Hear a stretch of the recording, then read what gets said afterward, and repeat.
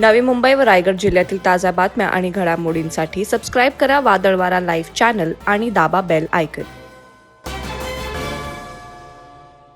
भोगवटादार वर्ग 2 ची जमीन भोगवटादार वर्ग 1 मध्ये करण्यासाठी लाच मागणाऱ्या पनवेल तहसील कार्यालयातील महसूल सहाय्यकाला 40,000ची लाच घेताना नवी मुंबई लाचलुचपत विभागाने रंगेहात पकडले.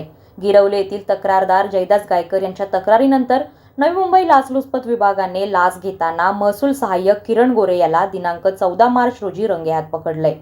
जयदास गायकर यांची गिरवले येथील शेतजमिनीमधील सर्वे नंबर 44 आणि 94/2 मधील त्रुटी दूर करण्यासाठी जयदास यांनी पनवेल तहसील कार्यालयात 3 जानेवारी रोजी वडिलांच्या नावाने अर्ज केला होता. मात्र गेले 3 महिने अर्जावर कोणतीही कार्यवाही झाली नाही. गायकर यांनी तहसील कार्यालयातील महसूल सहाय्यक किरण गोरे यांची याबाबत 6 वेळा भेट घेतली. त्यावेळी हे काम तात्काळ करण्यासाठी काहीतरी द्यावं लागेल असं कारण सांगत किरण गोरे यांनी 1,20,000 रुपयांची मागणी केली. वाटाघाटी अंती 40,000वर सौदा ठरला. जयदास गायकर यांनी तात्काळ याबाबतची तक्रार नवी मुंबई लाचलुचपत विभागात दिली.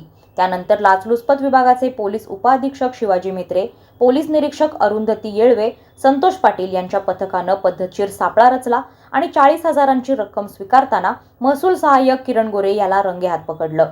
मात्र गडगंज पगाराची सरकारी नोकरी करत असतानाही अतिरिक्त पैशांच्या हव्यासापोटी सरकारी अधिकारी लाचखोरी करत असल्याची दुर्दैवी बाब वारंवार समोर येत असल्यानं नागरिक संताप व्यक्त करतायत. वादळवारा लाईव्हसाठी संजय कदम, पनवेल. नवी मुंबई व रायगड जिल्ह्यातील ताज्या बातम्या आणि घडामोडींसाठी सबस्क्राईब करा वादळवारा लाईव्ह चॅनल आणि दाबा बेल आयकॉन.